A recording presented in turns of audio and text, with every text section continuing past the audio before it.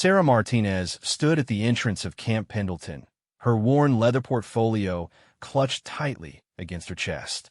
The morning sun cast long shadows across the military base as she took a deep breath, steeling herself for what lay ahead. At 62, she had lived through more battles than most people could imagine, yet today felt like the most important fight of her life. The guard at the gate looked her up and down with barely concealed skepticism. Her gray hair was pulled back in a neat bun, and she wore a simple blue dress that had seen better days. Nothing about her appearance suggested she belonged among the Marines bustling around the base in their crisp uniforms. "Ma'am, can I help you?" the young corporal asked, his tone polite but guarded. "I have an appointment with Colonel Richards," Sarah replied, her voice steady despite the butterflies in her stomach. "I'm here about the Veterans Recognition Ceremony." The guard checked his clipboard and nodded reluctantly. "You'll need to wait in the visitors area. Someone will escort you." As Sarah made her way to the designated waiting area, she couldn't help but notice the stares from passing Marines. Some looked curious, others dismissive. She had grown accustomed to such reactions over the years. People saw an aging woman and made assumptions about her past, her capabilities, and her worth. 20 minutes later, a stern-faced sergeant appeared. "Mrs. Martinez? Colonel Richards will see you now." The walk across the base was longer than Sarah had expected. Her arthritis made each step a small challenge, but she pressed on with determination. The sergeant noticed her slight limp, but said nothing, though his expression softened slightly. Colonel Richards' office was exactly what Sarah had expected. Walls lined with commendations, photographs of military operations, and an American flag standing proudly in the corner. The colonel himself was a man in his 50s, with graying temples and sharp eyes that seemed to assess everything they saw. "Mrs. Martinez," he said, standing to shake her hand. "Please have a seat. I understand you're interested in participating in our upcoming Veterans Recognition Ceremony." Sarah nodded, opening her portfolio with careful hands. "I served in the Marine Corps from 1978 to 1998. I'd like to be recognized alongside my fellow veterans." Colonel Richards raised an eyebrow. 20 years of service is commendable, Mrs. Martinez. However, we'll need to verify your military records. What was your MOS? 0311. Rifleman, Sarah replied without hesitation. Later cross-trained as 2336. Explosive Ordnance Disposal. The colonel's expression shifted to one of surprise, then skepticism. "Mrs. Martinez, I'm not sure if you're aware, but women weren't allowed in combat roles during that time period. The positions you mentioned were strictly male only." Sarah had expected this reaction. It was the same response she'd received countless times over the years whenever she tried to share her story. "I understand your confusion, Colonel. The records were classified for many years due to the experimental nature of the program I was involved in." "Experimental program?" Colonel Richards leaned back in his chair, his tone becoming more formal. "Mrs. Martinez, I've been in the Corps for over 30 years. I'm familiar with all the major programs from that era. There was no experimental program that allowed women in combat roles." Sarah reached into her portfolio and pulled out a manila folder. "These are copies of my service records, commendations, and deployment orders. I know they're difficult to verify through normal channels, but everything is legitimate." The colonel took the folder and began flipping through the documents. His frown deepened with each page. The paperwork looked official, complete with proper headers, signatures, and military formatting. However, several details seemed impossible. "According to this, you served in Beirut in 1983, participated in Operation Urgent Fury in Grenada, and were deployed to Panama in 1989, he said, looking up at her with obvious doubt. "Mrs. Martinez, these were all combat operations. Women weren't permitted in these roles." "I understand how it sounds," Sarah said calmly, "but everything in that file is true. I was part of a small, classified unit that tested the feasibility of women in specialized combat roles. We operated under strict secrecy." Colonel Richards set the folder down and folded his hands. "Mrs. Martinez, I appreciate your enthusiasm for military service, but these documents appear to be fabricated.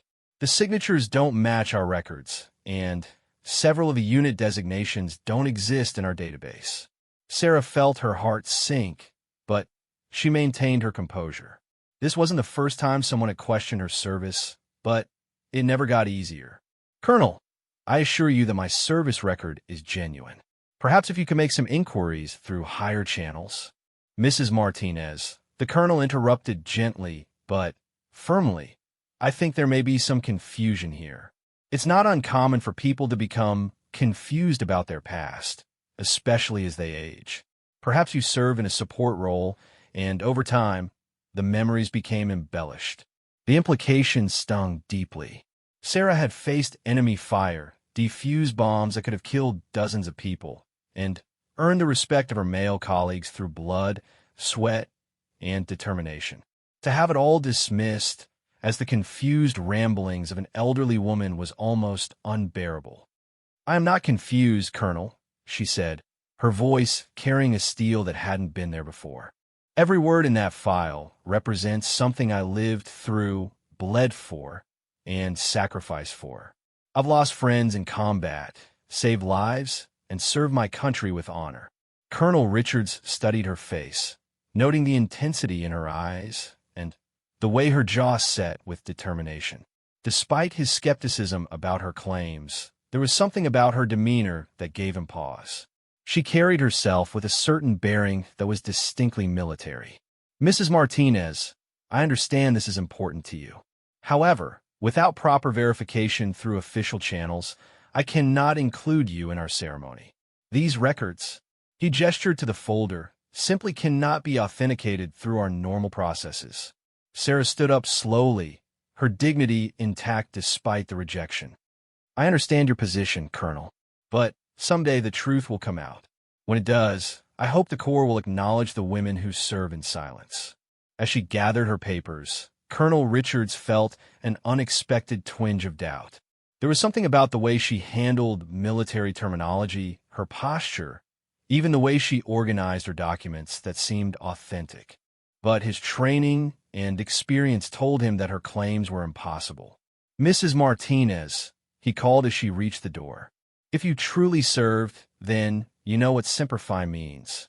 Sarah turned back, her eyes meeting his with unwavering confidence. Always faithful, Colonel, to the Corps, to my country, and to the truth, even when no one believes it. After she left, Colonel Richards sat alone in his office, staring at the folder she'd left behind. Something about the encounter bothered him, though he couldn't quite put his finger on what it was. The documents looked professional, and her knowledge of military procedures seemed genuine. But the claims were simply too extraordinary to believe. He picked up his phone and dialed his assistant. Sergeant, I need you to run a background check on a Sarah Martinez. Born approximately 1960, claims to have served in the Marines from 1978 to 1998. Yes, sir. Anything specific you're looking for? Colonel Richard hésitated. Just see what you can find. Standard verification. Over the next few days, Sarah's visit weighed on his mind. He found himself researching women's roles in the military during the 1980s and 1990s. Everything he found confirmed what he already knew. Women were prohibited from combat roles during that time period. Yet something about her story nagged at him. The background check came back with basic information. Sarah Martinez, born in 1962, had worked various civilian jobs over the years. There was no record of military service in her file. It seemed to confirm his suspicions that her claims were fabricated. However, Colonel Richards noticed something odd about the report. For someone allegedly living a civilian life for over 60 years, her background was remarkably sparse. Most people left more of a paper trail, more jobs, more addresses, more connections. Sarah's life seemed almost deliberately obscured. Meanwhile, word of Sarah's visit had spread among the junior Marines. Some laughed it off as the delusions of an attention-seeking civilian. Others, however, were intrigued by the story. Corporal Johnson, who had been on duty the day she arrived, mentioned to his friends how she had carried herself. I'm telling you guys, there was something different about her, he insisted during a break. The way she walked, the way she looked around the base, it was like she belonged here. His fellow Marines were skeptical. Come on, Johnson. You think some old lady was really a Marine? In combat? Get real. But Johnson couldn't shake the feeling that there was more to Sarah Martinez than met the eye. He had grown up in a military family and had learned to recognize the subtle signs that marked someone who had served. Sarah had displayed many of them. As the days passed, Sarah returned to her small apartment feeling defeated but not surprised. She had hoped that times might have changed, that someone would finally listen to her story with an open mind. But she understood the colonel's position. Her records were classified at a level that few people had access to, and the program she had been part of was so secret that even most military personnel weren't aware of its existence.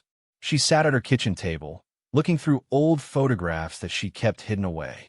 Images of her in desert camouflage, standing with her unit in locations that officially she had never been to. Pictures of herself defusing explosive devices, rappelling from helicopters, and training with weapons that women weren't supposed to know how to use. Each photograph told a story of sacrifice and service that the world wasn't ready to hear. But Sarah held on to them, knowing that someday someone would listen, someone would believe, and perhaps then the women who had served alongside her would finally receive the recognition they deserved. The rejection from Colonel Richards was just another chapter in a long story of being dismissed and disbelieved. But Sarah Martinez was a Marine, trained to never give up, never surrender. This battle for recognition was far from over, and she would continue fighting until her last breath.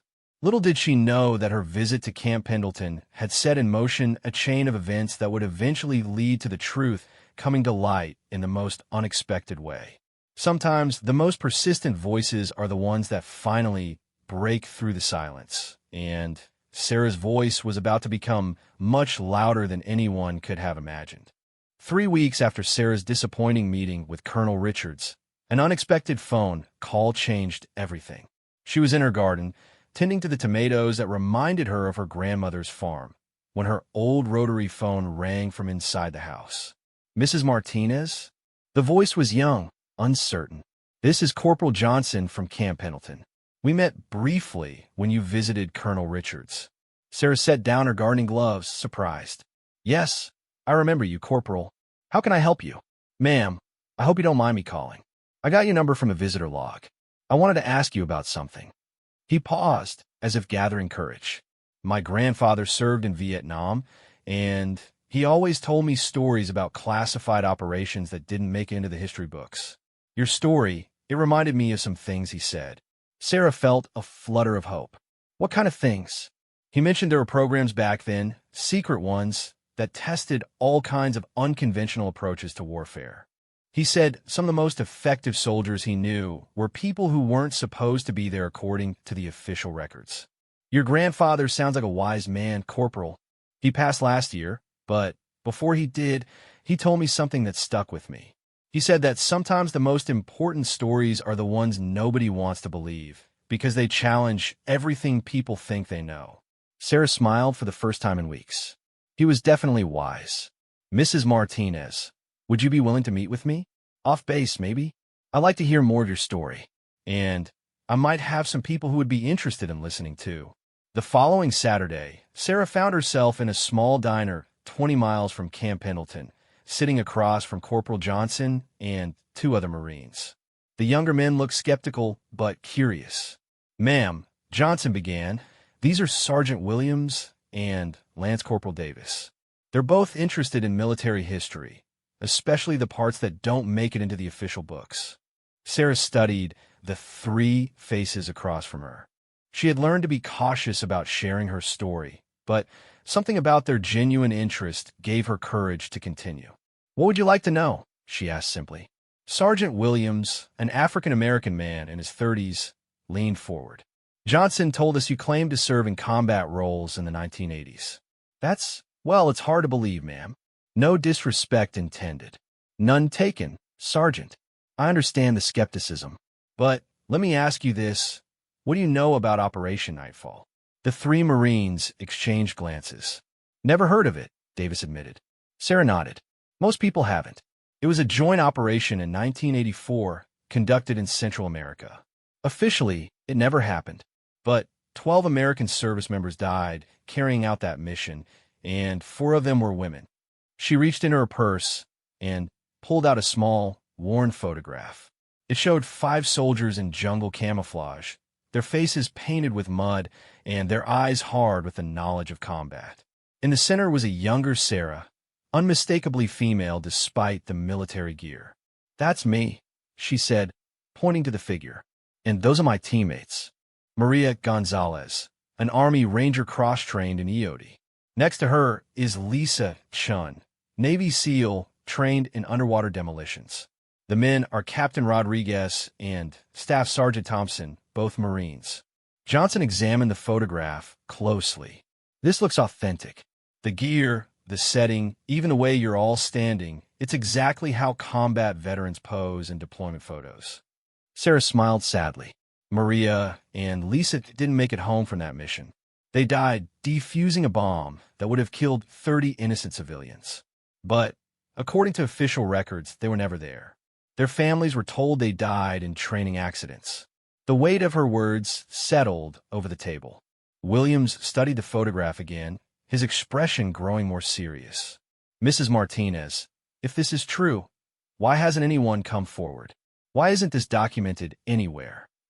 "Because the program was shut down after that mission," Sarah explained.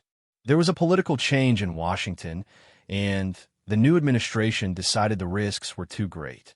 Everyone involved was sworn to secrecy. Our records were classified at the highest levels, and we were reassigned to conventional roles or discharged quietly. But why stay silent all these years?" Davis asked. "Why not fight for recognition?" Sarah's eyes grew distant. "We tried in the beginning, but who was going to believe us? Women claiming to have served in combat roles that officially didn't exist? We were dismissed as liars, attention seekers, or delusional. Eventually, most of us gave up.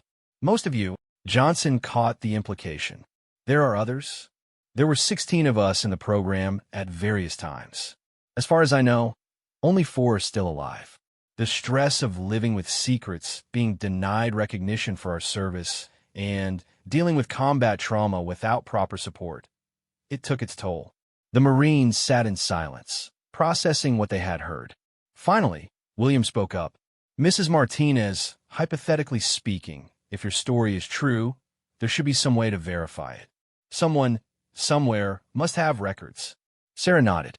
"The records exist, but they're buried so deep in classified archives that most people with clearance have never seen them. The program was compartmentalized. Very few people knew the full scope of what we did." "Who would know?" Johnson asked. "Who would have had access to those records?" Sarah hesitated. This was the information she had been most reluctant to share. General Patricia Morrison. She was a colonel then, in charge of the program. She's retired now, but she was the one who recruited us, trained us, and sent us on missions. The name meant nothing to the junior Marines, but William's eyes widened. "General Morrison? The Patricia Morrison who commanded the 3rd Marine Division." "You know her?" Sarah asked, surprised. "Know of her. She's a legend in the Corps. First woman to command a Marine division. Distinguished service record, decorated veteran. She retired about 5 years ago." Sarah felt her heart racing. "She's still alive?" "As far as I know. But Mrs. Martinez, General Morrison is, well, she's not someone you just call up for a chat. She's got connections at the highest levels of government." Sarah understood the implication. If General Morrison was willing to verify her story, it would carry tremendous weight. But approaching such a high-ranking former officer would require careful planning. Over the following days, the 3 Marines found themselves increasingly convinced that Sarah's story might be true. Johnson did some research on General Morrison and discovered that she had indeed served in various classified capacities during the 1980s. More importantly, her service record had several gaps, periods where her assignments were listed simply as classified operations. Williams, who had connections throughout the Marine Corps, began making discreet inquiries. He was careful not to mention Sarah specifically, but he asked older Marines about rumors of experimental programs from decades past. Several veterans hinted at operations and units that existed in the shadows, too sensitive to discuss even years later. Davis, the youngest of the three, approached the issue from a different angle. He researched women's roles in the military during the 1980s and was surprised to discover several instances where women had served in combat roles unofficially, their contributions either unrecognized or deliberately concealed. Meanwhile, Sarah found herself reliving memories she had tried to suppress for years. The photograph she had shown the Marines was just one of many hidden in a shoebox in her closet. Each image told a story of courage, sacrifice, and skill that the world had never acknowledged. She remembered the intensive training that had nearly broken her, months of physical conditioning that pushed her beyond limits she didn't know she had. The weapons training, survival courses, and tactical exercises that prepared her for missions that officially never happened. She thought about Maria and Lisa, her fallen sisters-in-arms, whose families had never known the true heroic nature of their deaths. She remembered Captain Rodriguez, who had treated her as an equal from day one, never questioning her ability to carry her weight in combat. And Staff Sergeant Thompson, who had saved her life in Panama and taken shrapnel meant for her. The memories were painful, but they were also precious. They represented a time when she had served with honor, when her skills and courage had made a real difference in the world, even if that world refused to acknowledge what she had done. As the days passed, Johnson became increasingly determined to help Sarah get the recognition she deserved. He had grown up hearing stories of injustice from his grandfather, who had served alongside African-American soldiers whose contributions were minimized or ignored by history. He recognized similar patterns in Sarah's story. "We need to find a way to contact General Morrison," he told Williams and Davis during one of their off-duty meetings. "If she's willing to verify Mrs. Martinez's service, it could change everything." Williams was more cautious. "Johnson, we're talking about reaching out to a retired general about a classified program. This could end our careers if we handle it wrong." "But what if we don't try?" Johnson countered. "What if we just let another veteran's story get buried because it's too uncomfortable or too complicated to believe?" Davis, who had been quiet during most of their discussions, finally spoke up. "My aunt served in the Army during Desert Storm. She was a medic, but she ended up in combat situations that women weren't supposed to be in. For years, she couldn't get proper recognition for her service because officially she was never in harm's way." He looked at his colleagues. "I think we owe it to Mrs. Martinez to at least try. If her story is true, then she and her fellow veterans deserve better than being dismissed and forgotten." The three Marines agreed to help Sarah contact General Morrison, though none of them was sure how to approach such a high-ranking former officer. They knew it would require careful planning and probably some luck, but they were committed to seeing Sarah's story through to whatever conclusion awaited. Sarah, for her part, felt a mixture of hope and terror at the prospect of contacting her former commanding officer. General Morrison had been a formidable leader, someone who demanded excellence and accepted no excuses. But she had also been fair, recognizing merit regardless of gender, race, or background. If anyone could help Sarah finally get the recognition she deserved, it would be General Morrison. But reaching out after so many years of silence would require courage that Sarah wasn't sure she still possessed. The rejection from Colonel Richards had stung deeply, and the thought of being dismissed by her former commander was almost unbearable. Still, the three young Marines had given her something she hadn't felt in years: hope. Their willingness to believe her story and fight for her recognition reminded her why she had loved the Corps so much. The bonds between Marines transcended rank, age, and even time itself. As she prepared for what might be the most important conversation of her life, Sarah reflected on the journey that had brought her to this point. From a young woman determined to prove herself in a man's world to an aging veteran fighting for acknowledgement of her service, she had never stopped being a Marine. Soon, she would discover whether that would be enough to finally bring her story into the light. The breakthrough came from an unexpected source. Sergeant Williams had a friend who worked in the Pentagon's historical division, and during a casual conversation about women's military service, he mentioned Sarah's story without using names. His friend's response was immediate and startling. "Williams, there are rumors about programs like that floating around the historical community," his friend had said quietly. "Nothing official, but researchers have found gaps in records, unexplained deployments, and coded references that don't match any known operations." This conversation prompted Williams to dig deeper. Using his security clearance, he began searching through declassified documents from the 1980s, looking for any reference to experimental programs involving women in combat roles. What he found was fascinating. Not direct evidence, but a pattern of obscured information that suggested something significant had been deliberately hidden. Meanwhile, Johnson had been working on finding General Morrison. Through careful networking and persistent research, he discovered that she lived in a retirement community in Virginia and occasionally spoke at military academies about leadership and service. More importantly, he learned that she would be attending a Veterans Day event at the Marine Corps Museum in Washington, D.C. The plan they developed was simple but risky. Johnson would attend the museum event and approach General Morrison directly, presenting Sarah's story and requesting a meeting.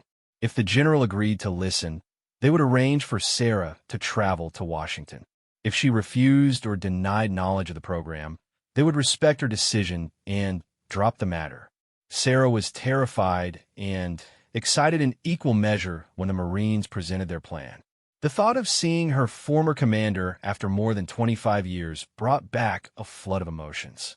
General Morrison had been more than a commanding officer. She had been a mentor, a role model, and someone Sarah had desperately wanted to make proud. "What if she doesn't remember me?" Sarah asked during one of their meetings. "What if she denies the program ever existed?" Johnson looked at her seriously. "Mrs. Martinez, from everything we've learned about General Morrison, she's a woman of integrity. If the program existed, and if you served with honor, she'll remember. And if she's the leader we think she is, she'll do the right thing." The Veterans Day event was held on a crisp November morning. Johnson wore his dress blues and arrived early, nervous but determined. The museum was filled with veterans from multiple generations, their uniforms and bearing testament to decades of service and sacrifice. General Morrison was exactly as Johnson had expected, a distinguished woman in her 70s, with silver hair and eyes that seemed to take in everything around her. She moved through the crowd with the confidence of someone accustomed to command, stopping to speak with veterans and listening to their stories with genuine interest. Johnson waited for the right moment, then approached her during a brief lull in the crowd. "General Morrison, I'm Corporal Johnson, currently stationed at Camp Pendleton. I was hoping I might have a moment of your time." The general turned to him with a warm smile. "Of course, Corporal. What can I do for you?" Johnson took a deep breath. "Ma'am, I'm here on behalf of a Marine veteran who served under your command in the 1980s. Sarah Martinez. She's been trying to get recognition for her service, but her records are classified."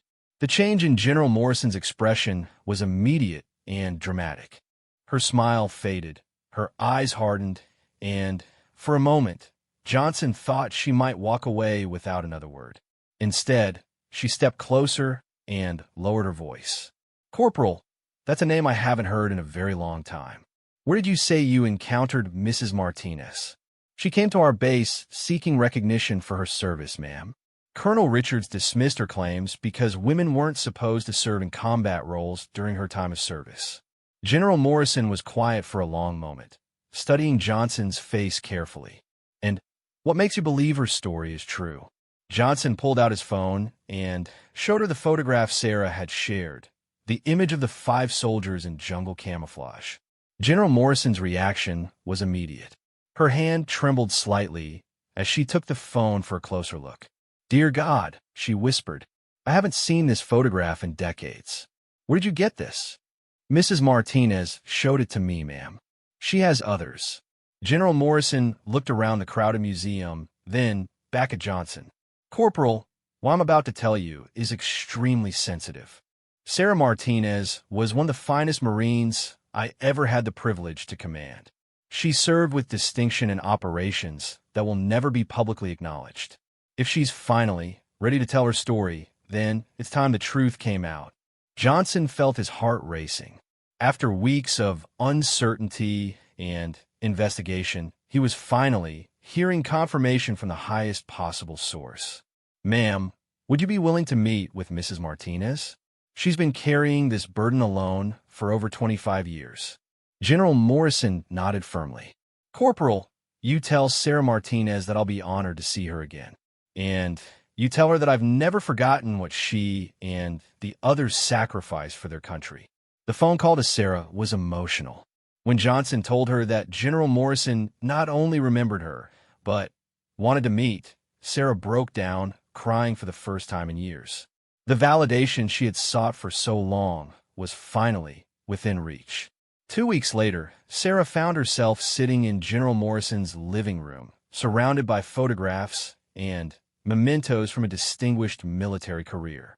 The two women looked at each other across the decades, former commander and subordinate, both changed by time, but connected by shared experiences that few people would ever understand. "Sarah," General Morrison said softly, "I owe you an apology. When the program was shut down, I should have fought harder for you and the others. I should have found a way to ensure your service was properly recognized." Sarah shook her head. "General, you did everything you could. The political climate changed, and there was no safe way to continue. I understood that then, and I understand it now. But the cost to you and the others was too high," Morrison replied. "Living with secrets, being unable to claim your rightful place as combat veterans, watching your contributions be erased from history. It wasn't fair." Sarah reached in her bag and pulled out a manila envelope thick with photographs, documents, and memorations. "I've kept everything, General. Every photo, every mission report I was allowed to keep, every letter of commendation. I always hoped that someday someone would want to hear the truth." Morrison opened the envelope and began looking through the materials. Each photograph brought back memories of missions that had tested the limits of what the human spirit could endure. She saw Sarah defusing explosives in hostile territory, leading rescue operations in impossible conditions, and standing shoulder to shoulder with male Marines who had learned to respect her skills and courage. "The Beirut operation," Morrison said, looking at one particular photograph. "You saved 16 lives that day when you disarmed that car bomb." 17, Sarah corrected gently. "There was a pregnant woman in the building next door." Morrison smiled. "You always were precise about details. That's what made you such an excellent EOD specialist." As they continued looking through the materials, Morrison shared her own memories of the program. She explained how it had been born out of necessity. The military had faced situations where traditional male-dominated units weren't effective, where women's skills and perspectives were desperately needed. "We selected women from across all branches who had already proven themselves exceptional," Morrison explained. "Rangers, SEALs, Marines, Air Force Special Operations. You all went through additional training that pushed you beyond anything you'd experienced before." Sarah nodded. 6 months of hell. I wasn't sure I'd make it through the first week. But you did. You all did. And then you went on to complete missions that saved countless lives and advanced American interests in ways that will never be publicly known. Morrison paused, looking directly at Sarah. "The program ended for political reasons, but not because you failed. You succeeded beyond our highest expectations. Every mission was completed successfully, every objective achieved. The only failures were political ones, and those weren't your responsibility." The validation Sarah had sought for so long was finally coming from the source that mattered most. But Morrison wasn't finished. "Sarah, I need to tell you something else. Your service didn't go completely unnoticed. There are people in high places who know what you did, who followed your story over the years. They've been waiting for the right moment to bring these stories into the light. Sarah felt her heart skip a beat. What do you mean? Morrison reached for her phone. I mean that it's time for you to get the recognition you deserve. And I know exactly who can make that happen. The phone call Morrison made was brief, but significant. Sarah could only hear one side of the conversation, but Morrison's tone was formal and respectful, suggesting she was speaking to someone of considerable authority. Sir, it's Patricia Morrison. I'm calling about the Shadow Unit veterans. Yes, sir, it's time. I have Sarah Martinez with me, and she's ready to come forward. After hanging up, Morrison turned to Sarah with a smile that combined pride and anticipation. Sarah, how would you feel about finally getting the recognition ceremony you deserve? Not just from a local base commander, but from the highest levels of the Marine Corps? Sarah felt overwhelmed. After so many years of rejection and disbelief, the possibility of official recognition seemed almost too good to be true. General, are you serious? Completely serious. You're going to be honored as you should have been 25 years ago. And not just you, we're going to make sure all the Shadow Unit veterans, living and deceased, receive proper recognition. The conversation that followed revealed the full scope of what Morrison had in mind.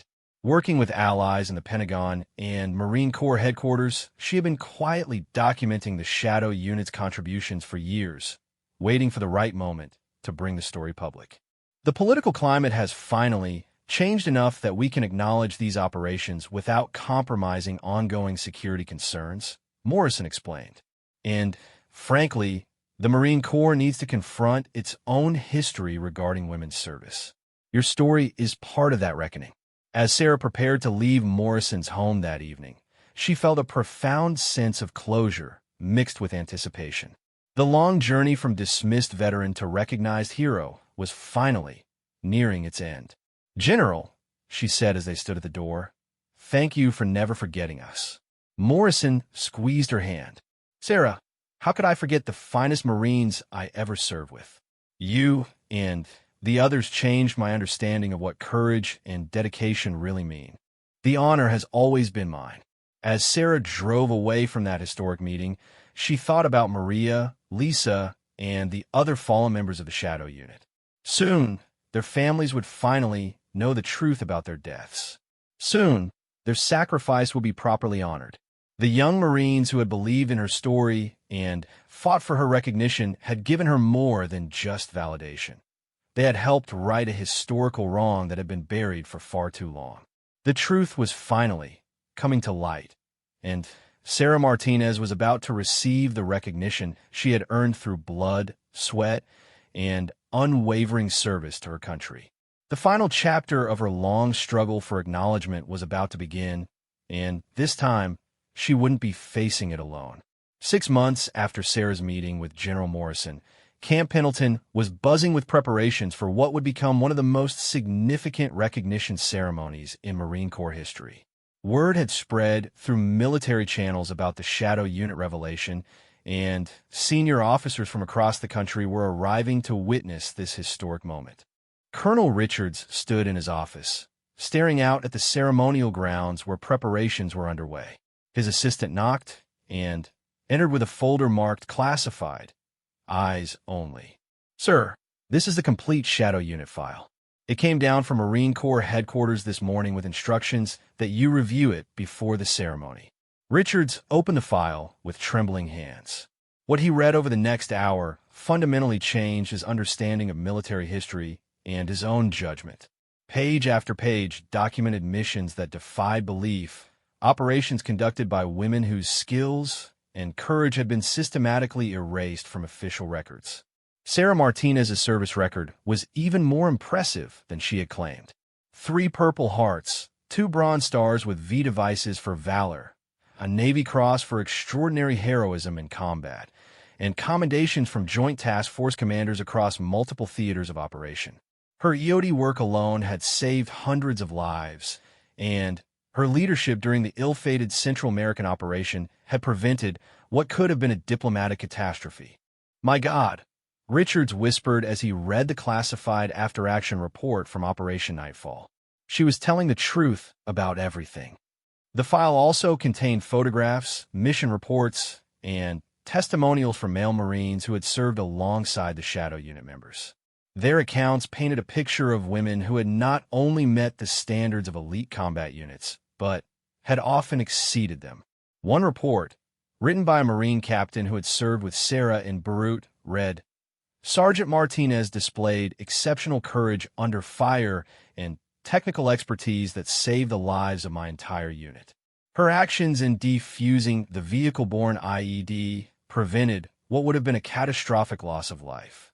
She conducted herself with the highest standards of Marine Corps professionalism and is deserving of the highest commendations."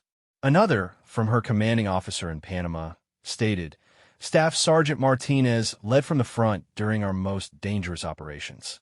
Her tactical knowledge, marksmanship skills, and ability to make critical decisions under pressure were instrumental in mission success. The male Marines under her command respected her leadership and followed her orders without question." Richards felt a profound sense of shame as he read through the evidence he had dismissed so easily months earlier. Sarah Martinez hadn't been a confused, elderly woman seeking attention. She had been a decorated combat veteran trying to claim her rightful place in military history. He picked up his phone and called his aide. "Sergeant, I need you to find Mrs. Sarah Martinez's contact information. I owe her an apology."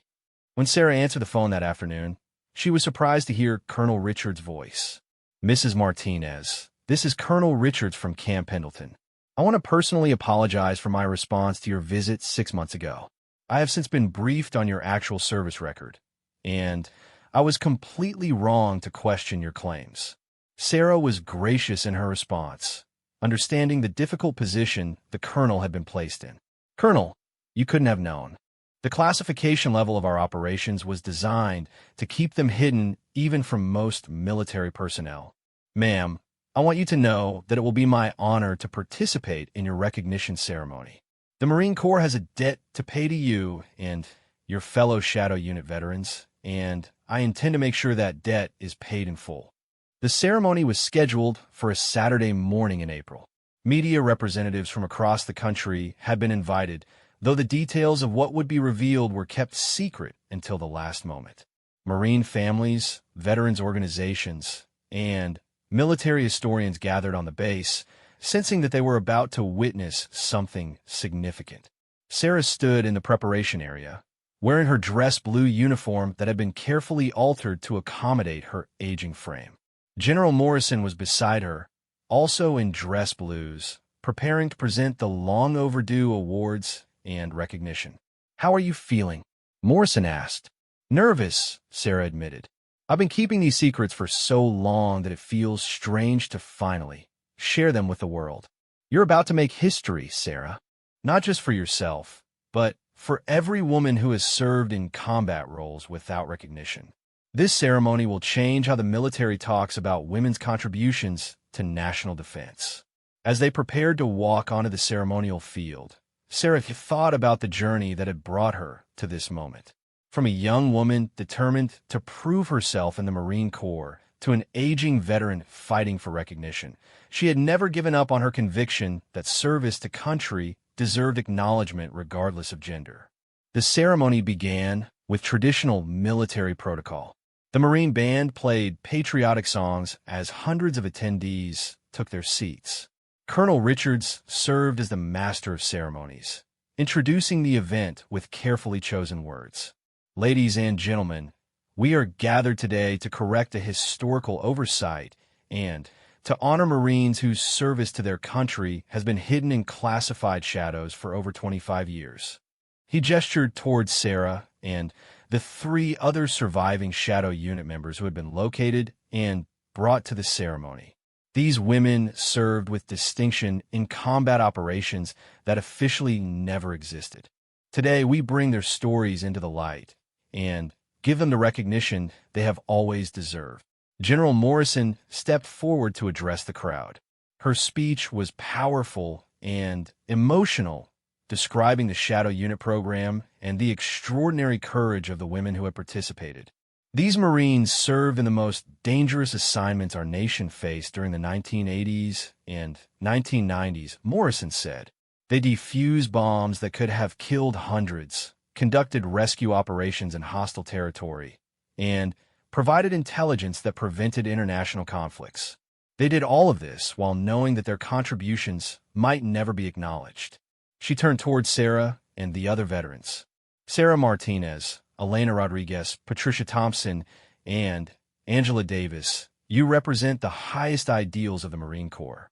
You serve with honor, courage, and commitment when your country needed you most. The formal presentation of awards was deeply moving. Sarah was presented with her delayed decorations, including the Navy Cross that had been classified for decades.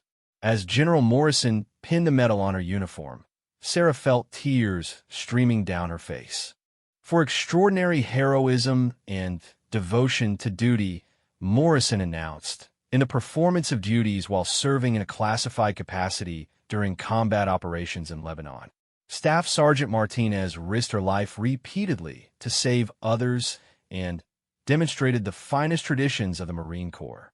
The crowd erupted in applause as Sarah saluted, her bearing still proudly military despite her age. In the audience, Corporal Johnson, Sergeant Williams, and Lance Corporal Davis watched with pride, knowing they had played a crucial role in bringing this moment to fruition.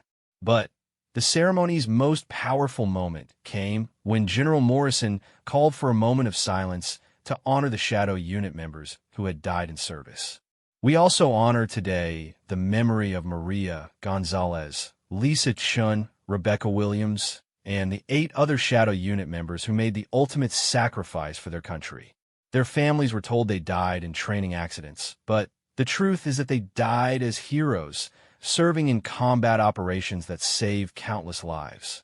The silence that followed was profound. Family members of the deceased veterans wept as they finally learned the truth about their loved ones' deaths. Maria Gonzalez's elderly mother, now in her 80s, had been brought to the ceremony and was presented with her daughter's posthumous Bronze Star with V device.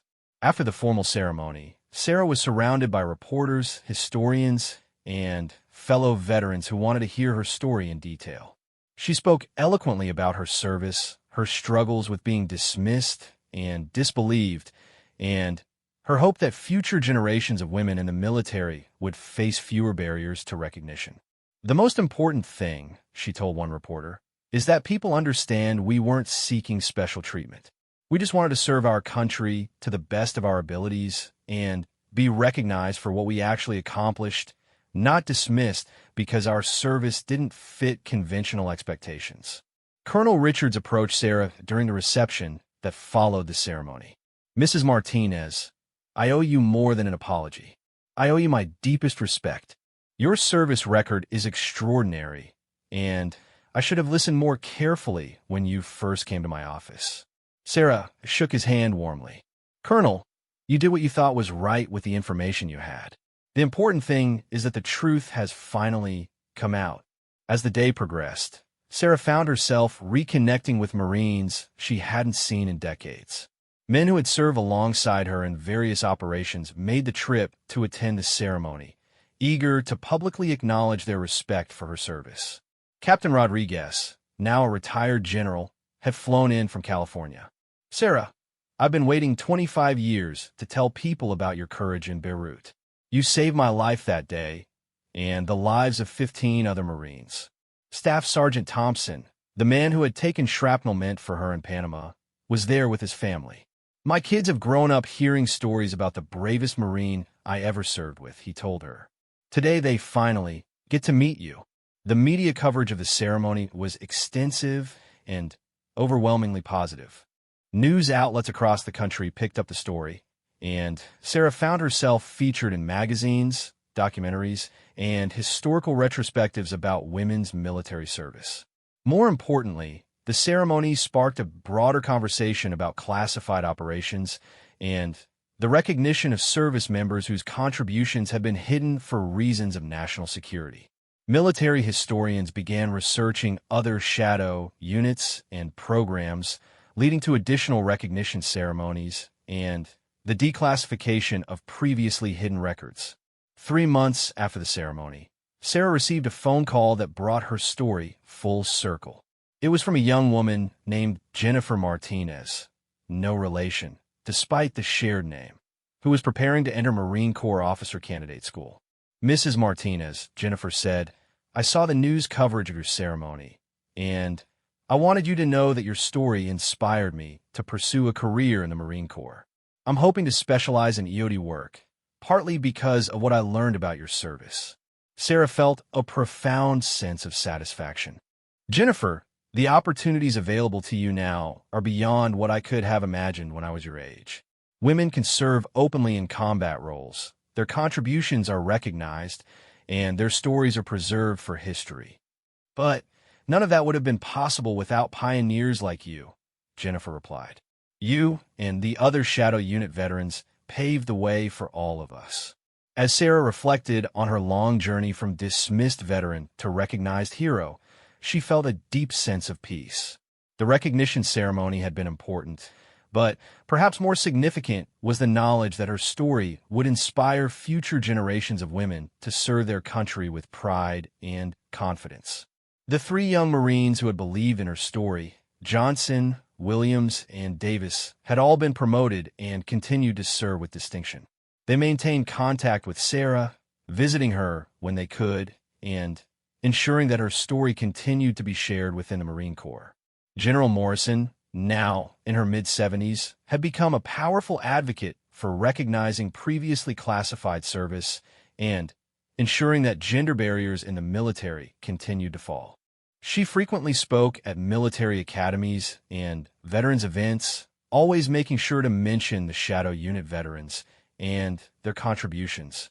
Sarah Martinez had finally received the recognition she deserved, but more than that, she had helped correct a historical injustice that had affected not just her, but countless other women who had served in shadows.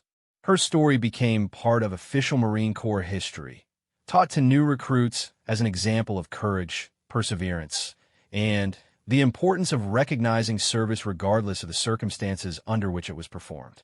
In her final years, Sarah continued to attend military ceremonies and speak to young Marines about the importance of believing in fellow service members and fighting for truth even when it's difficult to accept. Her legacy extended far beyond her combat service to encompass her role as an advocate for recognition and justice.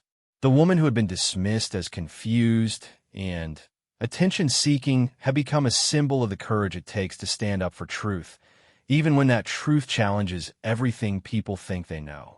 Sarah Martinez had served her country twice, once in combat and once in the long battle for recognition that followed. Both forms of service had required the same Marine Corps values: honor, courage, and commitment.